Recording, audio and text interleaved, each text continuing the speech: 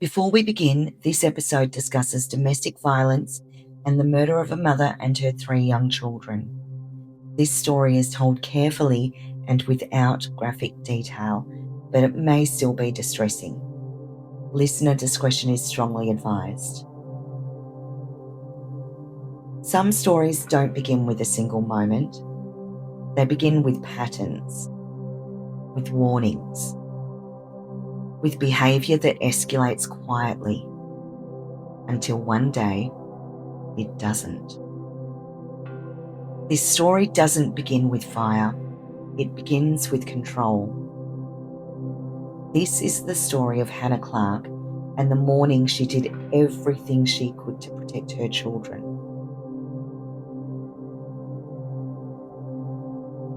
Hannah Clarke was 33 years old. She was a hard-working mother of 3, and her life revolved around her children, their routines, their safety and their futures. Hannah lived with her parents in Camp Hill in Brisbane's east with her children. Aaliyah was 6 years old. She was in Year 2. She was described as a sweet, articulate, clever girl who loved reading and English. Laianah was 4 years old, and she had just started preschool. Laianah liked to please people, and when her father was in a bad mood, Laianah would often climb into his lap and try and calm him. Trey was the baby. He was only 3 years old, and he loved running and jumping and playing, and he was a true mummy's boy. Those who knew Hannah described her as warm, attentive, and fiercely devoted to her children. She was rebuilding her life after leaving a violent relationship and doing what so many women are encouraged to do. She left. But leaving does not always mean safe. Hannah was married to Rowan Baxter. Rowan had a long history of abuse and coercive control issues from the time he was in his early 20s, before Hannah had met him. From early in the relationship, Rowan showed controlling behaviour. He wouldn't allow Hannah to wear shorts, short skirts, or anything that was pink. And they had to have a joint Facebook account, as he wouldn't allow Hannah to have her own. Over time, he tried to isolate Hannah from her family. He made it difficult for her to spend time with them, and he often had listening devices in Hannah's car and in their home. Classic signs of what controlling and abusive people can do. He would also punish the children. He cancelled plans if Hannah made him angry, and he wouldn't allow the children to be babysit by Hannah's parents. At the time of Hannah's death, the relationship had ended, but the abuse had not. What would later be made clear was that Hannah was living under sustained coercive control. There were patterns of stalking, intimidation, and fear. There were intervention orders. There were warnings. There were clear indicators of escalating risk. This wasn't hidden violence, it was documented. One of the hardest truths about domestic violence is this: the most dangerous time for a victim is after separation. Leaving does not always end control. Sometimes it challenges it.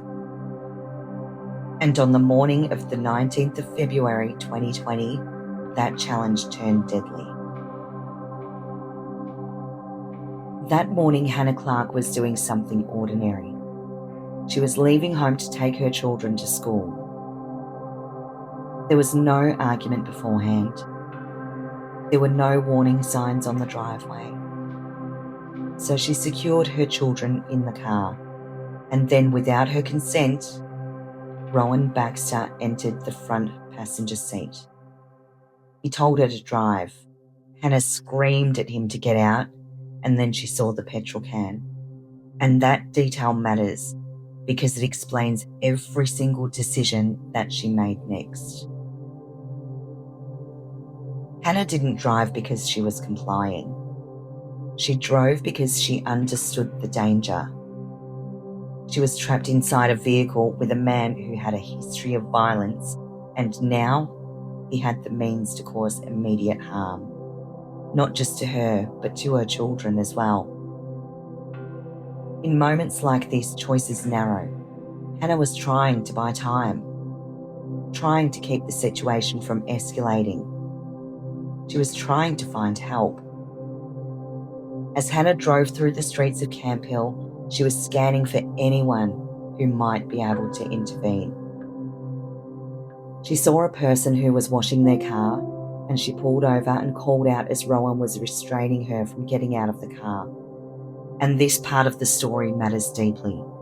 Hannah told them plainly that the man in her car was trying to kill her. She said petrol had been poured inside the vehicle. This was not vague. This was not indirect. This was a woman who was naming the danger out loud. Shortly after the attempt to seek help, Rowan Baxter ignited the petrol inside the car. Hannah Clarke and her 3 children were fatally injured. And what happened next is often left out, but it shouldn't be. Because the street did not stay silent. When the fire began, people nearby reacted instinctively. They ran toward the car, not as witnesses, as helpers. Despite the danger, members of the public acted immediately. They did not wait. They did not assume someone else would step in. They tried to save her. Bystanders managed to pull Hannah from the car. That shows how quickly people responded and how desperate the situation already was. Hannah was removed from the car and placed on the ground nearby. Hannah tried to tell them that her children were still in the car. People stayed with her. Those who helped attempted first aid. They did what ordinary people do when faced with the unthinkable. They tried. Emergency services were called. People remained with Hannah, refusing to leave her alone while help was on the way. This was not passive observation. This was a human response. The children could not be saved. The fire was just too hot. And that truth sits heavily in this story. Not because no one cared, but because some acts of violence move faster than rescue ever can. This is not a failure of the people who ran toward the car. It is a reflection of how lethal domestic violence becomes when it escalates unchecked. Rowan Baxter did not flee the scene. He'd briefly left, but he came back. He returned in his car when he deliberately drove head-on into the burning car.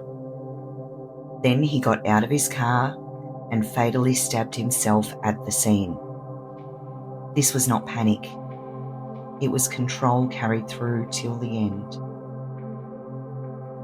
Because Baxter died at the scene, there would be no criminal trial. But that didn't mean there would be no answers. A coronial inquest was held, and what it revealed was absolutely devastating. The inquest examined not just the events of the morning, but the months and years leading up to it. It found a clear pattern of coercive control, escalation after separation, repeated warning signs, and missed opportunities for intervention. This was not unpredictable. This was not sudden. And it was not inevitable. Hannah had sought help. There were intervention orders and there were reports, but the threat was treated as fragmented incidences, not as an escalating pattern, and that distinction matters, because domestic violence is not about anger, it's about control. Aaliyah, Laianah, Trey. 3 children whose names deserve to be spoken. They were not collateral damage, they were victims. Australia was shaken. The image of a burnt-out car on a suburban street became a symbol, not just of violence, but of failure. Vigils were held across the country. Conversations changed. Women said, "I've been saying he'll kill me," and people started listening.